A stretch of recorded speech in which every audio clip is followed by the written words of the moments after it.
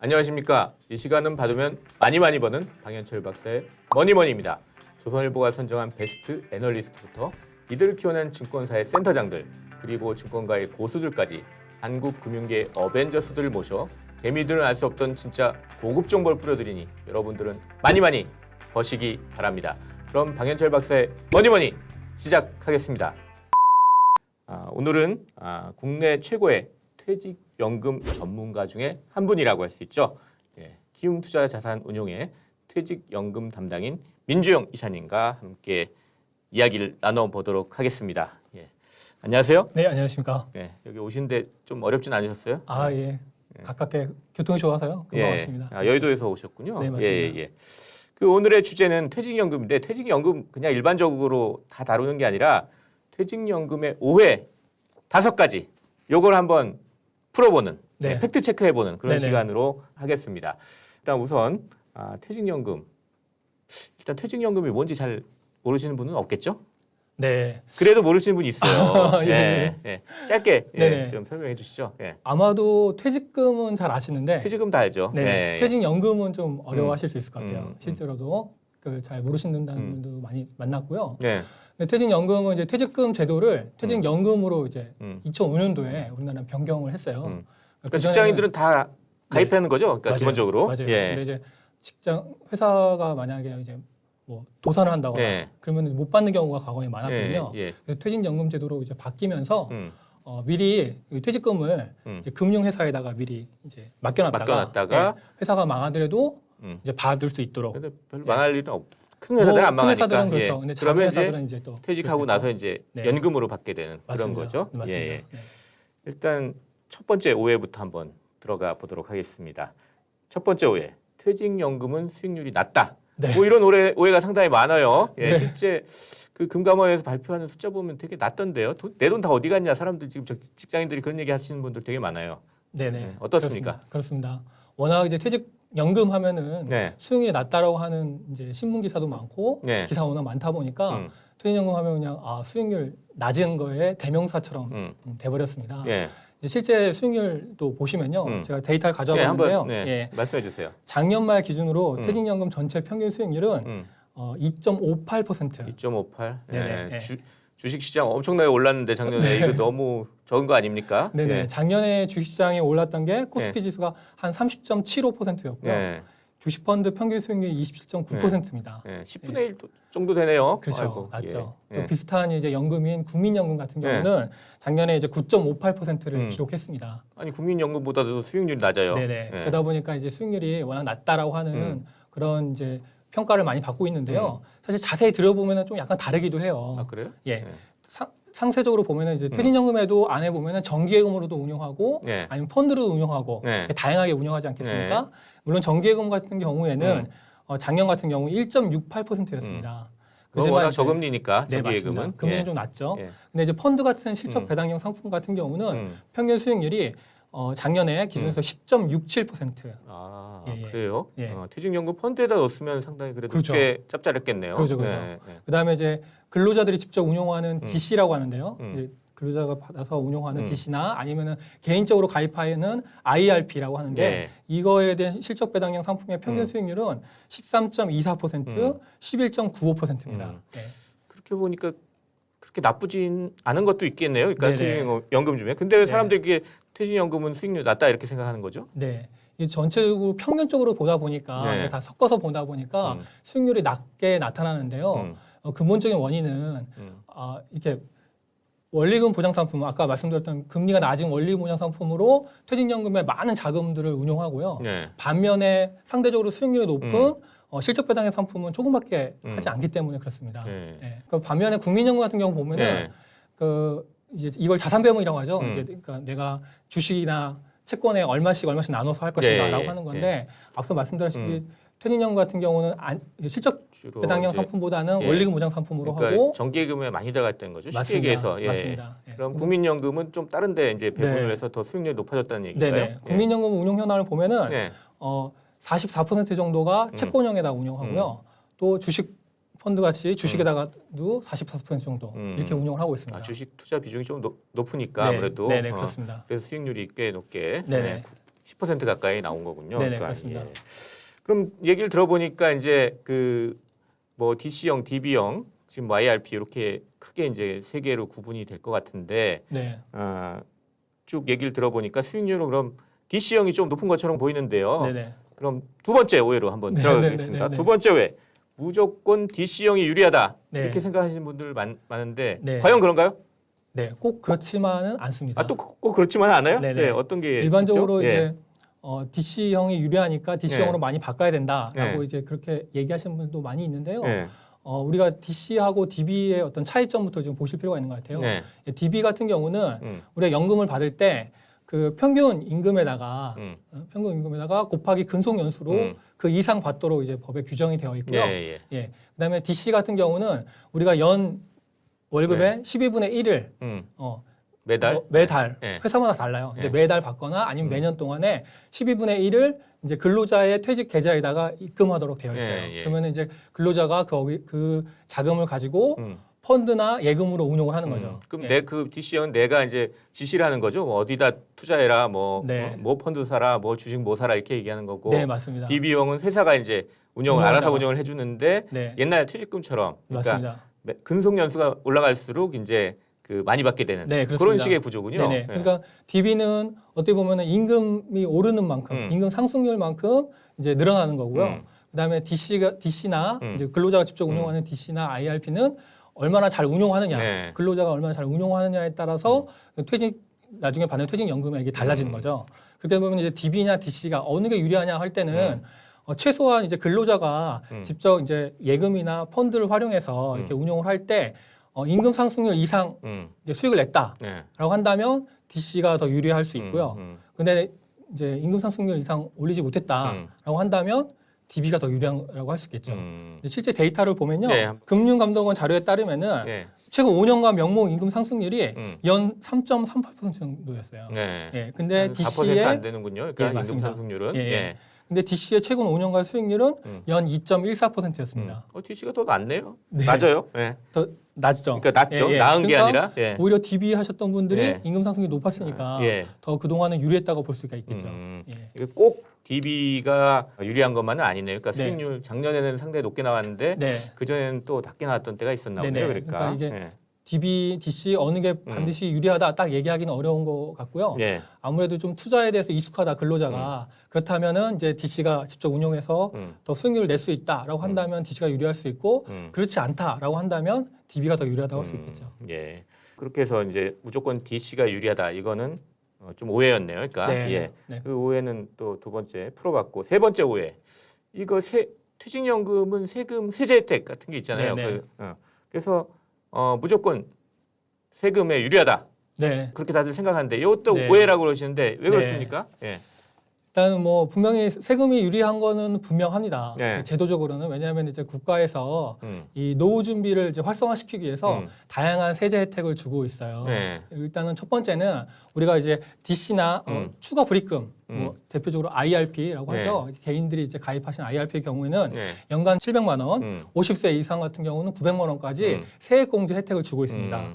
그다음에 또 하나는 일반 금융 상품 같은 경우는 우리가 이제 운용을 하면은 네. 이자나 배당이 발생하면은 네. 연 15.4%의 소득세를 네. 이제 배당 꼬박꼬박 내야 소득세 내야 되는데, 되죠. 내야 되는데 우리 퇴직연금에다가 운용하는 거는 세금을 안 내요. 아예 안 내요? 예, 안 내고 있다가 끝까지 안 내요? 아닙니다. 아니에요. 나중에 이제 예. 연금 받을 때, 예. 연금 받을 때까지는 그 세금이 이연된다고 합니다. 예. 그래서 세금을 안 내고 있다가 이제 연금 받을 때 그보다 낮은 세율인 뭐 3.3에서 5.5까지 예. 이제 연령에 따라 달라지는데 예. 그 낮은 연금 소득세율로 이제 적용이 됩니다.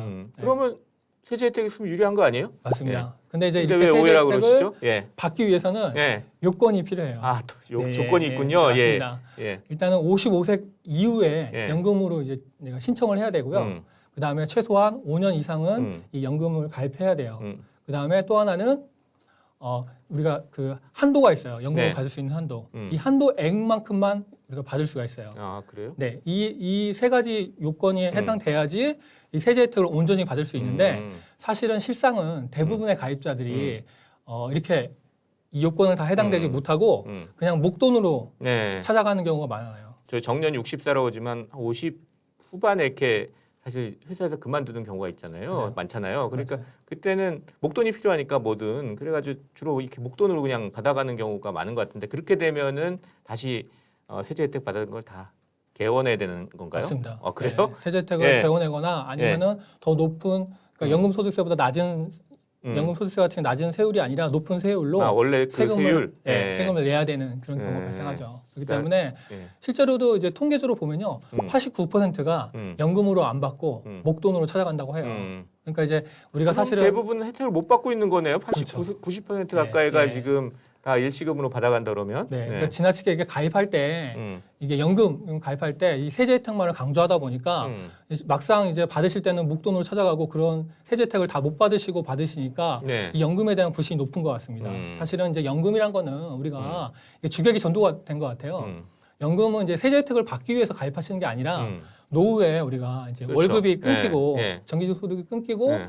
이제 그럴 때 안정적인 생활비 마련을 위해서 우리가 연금을 가입하는 거지 않습니까? 근데 그거를 더 촉진하기 위해서 세제 혜택이 주어진 거고요. 근데 이제 지나치게 세제 혜택만을 강조하다 보니까 막상 이제 나중에 이렇게 뭐 목돈을 찾으시거나 이런 네. 경우에 아 연금 괜히 가입했다. 예, 연금 이게 가입하라고 하는 금융회사 직원을 믿을 수 없다. 네. 이런 이제 불신들을 초래하고 있는 것 같습니다. 그러니까 세제 혜택을 그대로 다 온전히 받으려면 네. 그 나중에 받을 때 연금으로 그러니까 네. 매달 받는 거죠. 매달 그렇게 받아야지만 네. 그 혜택을 다 누릴 수 있는 것이지 네. 일시금으로 다 목돈 찾아버리면 네. 그 혜택을 다 누릴 수 없는 거다. 맞습니다. 그렇기 때문에 이 연금 무조건 세제 혜택이 있다라는 거는 오해다. 네. 이런 말씀이시네요. 네, 그렇습니다.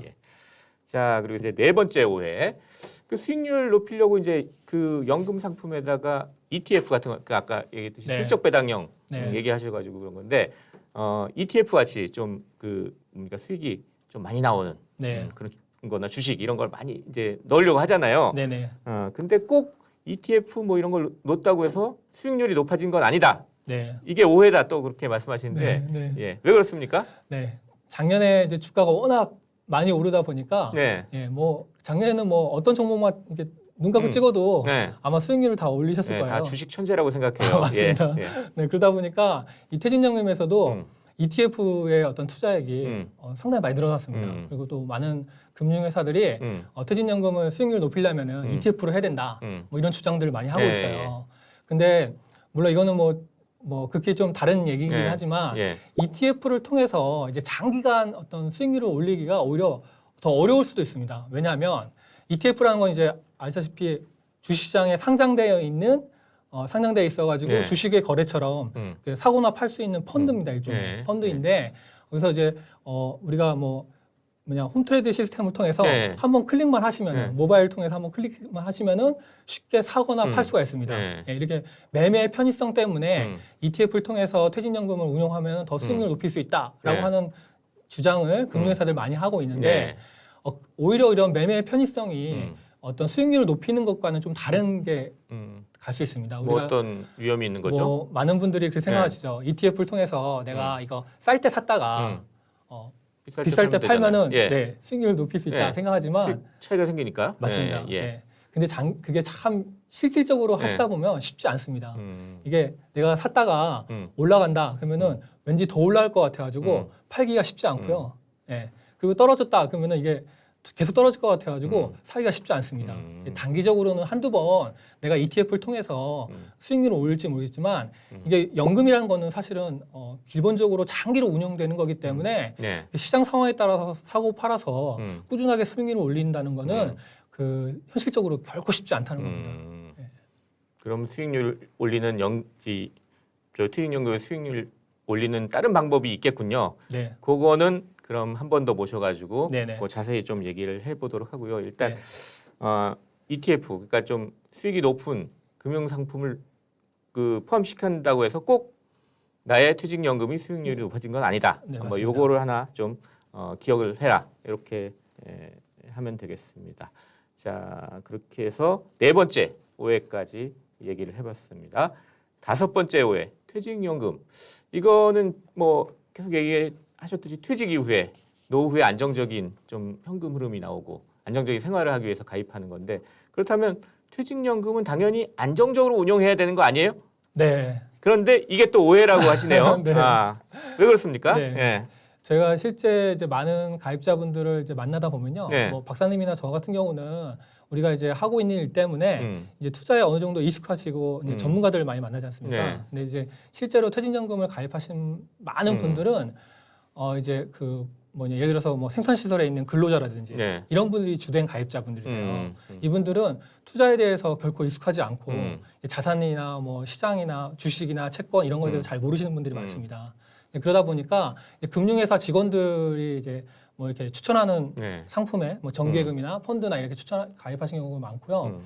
그러다 보니까 제가 만나서 보면은 연금 하면 무조건 이제 안정적으로 운영해야 된다. 네, 무조건 안정적으로 운영해야 된다 이렇게 생각하시는데 이거는 사실은 이제 뭐 꼭 그렇지만은 않다는 겁니다. 오히려 사실은 이제 이게 안정적인 게 과연 이제 정기예금에 내가 가입했다고 해서 안정적인 게 꼭 안정적인 거냐 그렇지 않다는 거죠. 앞서 말씀드렸다시피 정기예금 금리가 뭐 1% 네, 지금 내외이고, 저금리니까. 네, 맞습니다. 시대니까. 물가 상승률도 뭐 1% 가까이 되고 있기 때문에 이런 점을 감안하면 사실은 뭐 원금을 겨우 지키는 그냥 낮은 수익률로 확정되는 것일 뿐이지 이게 과연 안정적인 거는 다시 생각할 필요가 있는 것이죠. 오히려 이게 연령에 따라서 아니면 뭐 이제 자신의 어떤 상황이나 이런 거에 따라서 거기에 맞춰서 이제 투자하시는 게 바람직합니다. 예를 들어서 뭐 젊은 이제 신입사원이다라고 한다면 정기예금으로 그냥 가입하셨다가는 나중에 충분한 어떤 노후 자금을 마련하지 못할 수 있는 그런 위험에 빠질 수가 있어요.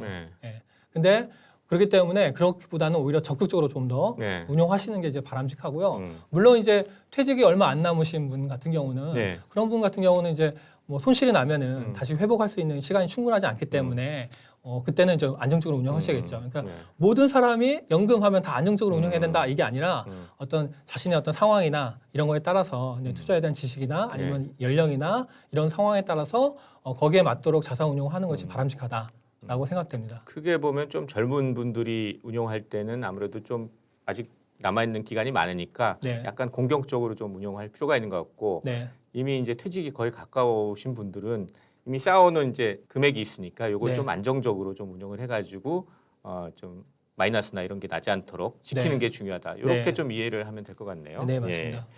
이렇게 해서 이제 퇴직연금의 오해 5가지. 첫 번째, 퇴직연금은 수익률이 낮다. 근데 높은 것도 있다. 두 번째, 무조건 DC, 그러니까 자기 책임, 자기 채매하는 게 유리하다. 수익률이 유리하다 그렇지만 아니다. 왜냐하면 임금 상승률이 더 높은 경우에는 DB형, 즉 회사가 책임지고 하는 게 더 유리할 때가 있다. 세 번째, 세금에 유리하다. 그 퇴직연금 세금에 유리하다. 하지만 꼭 그렇지만은 않다. 왜냐하면 일시기금으로 타버리면 그 세제 혜택을 다 누리지 못하기 때문에 유리하지 않을 수 있다. 네 번째, 그리고 수익률을 높이기 위해서 ETF 같은 금융상품에 가입하는 게 반드시 유리한 것만 아니다. 반드시 유리한 것만은 아니다. 왜냐하면 이제 마켓 타이밍이라고 그러죠. 그 샀다 팔았다 하는 게 사실 그걸로 수익이 꼭 난다는 걸 누구도 보장해 줄 수 없기 때문에 그렇다는 것이고요. 마지막 5번째는 퇴직연금은 무조건 안정적으로 운영해야 된다. 이것도 오해다. 왜냐하면 나이나 자기 상황에 따라서 안정적으로 운영할 때가 있고 또 보수적으로 또 운영할 때가 있고 뭐 이렇다. 이렇게 해서 퇴직연금에 대한 오해 5가지에 대해서 쭉 알아봤습니다. 근데 지금 쭉 얘기하신 게 약간 금융회사 일반 직원들이 권유할 때 얘기하는 거랑 상당히 좀 다른 것 같은데요. 지금 금융회사 다니고 계시잖아요. 근데 약간 이렇게 다른 좀 얘기를 하면은 다른 회사에서 좀 안 좋게 생각하는 거 아닙니까? 아닙니다. 우리가 사실은 이제 장기적으로 금융회사가 발전하고 위해서는 실제 가입자분들과 같이 이익을 같이 해야 된다고 생각합니다. 그러니까 이제 근로자들의 퇴직연금이 성장해야지 금융회사도 성장하는 것이지 반대로 뭐 금융회사들의 이익만 늘어난다면 장기적으로 이제 퇴직연금 시장이 발전할 수가 없겠죠. 그런 점에서 저는 이제 근로자들의 퇴직연금을 잘 늘리고 이익되게 하는 것이 그 금융회사들한테도 이익이 된다고 생각합니다. 그런 점에서 좀 이렇게 금융회사들도 좀 적극적으로 퇴직연금 시장의 어떤 발전을 위해서 여러 가지 어떤 서비스 개발이라든지 이런 것들이 또 필요한 상황이 아닐까 이런 생각을 하고 있습니다. 예, 알겠습니다. 자, 이렇게 해가지고 방현철 박사의 머니머니 거의 다 이제 마칠 시간이 된 것 같습니다. 오늘 이제 키움 투자자산운용의 퇴직연금 담당이신 민주영 이사와 함께 쭉 퇴직연금 오해에 대한 얘기를 쭉 나눠봤는데요. 오늘 좀 어떠셨습니까? 우리 저희 시청자 여러분께 좀 마무리 인사 좀 부탁드리겠습니다. 네. 그 퇴직연금 하면은 이제 또 많은 가입자분이 좀 어렵게 생각하시는 경우가 있는데요. 네. 네, 퇴직연금에 대해서 또 어렵게 생각하고 잘못된 오해, 이제 퇴직연금 하면 무조건 다 나쁘다라고 하거나 뭐 이렇게 금융회사들의 어떤 논리 이런 것들로 인해서 좀 이렇게 잘못된 오해들이 있는데 이에 대해서 좀 이렇게 솔직하게 예. 좀 말씀드릴 수 있는 기회가 돼서 좀 좋았던 예. 것 같고요. 가입자분들한테 아니면 이제 보신 시청자분들한테 좀 도움이 되시길 바라겠습니다. 예, 감사합니다. 네, 지금까지 방현철 박사의 머니머니 함께해 주신 키움투자자산운용의 퇴직연금 담당 민주영 이사님이었습니다. 그리고 저는 조선일보 경제부의 박사기자 방현철이었습니다. 이 시간은 많이 버는 방현철 박사의 머니머니입니다. 감사합니다.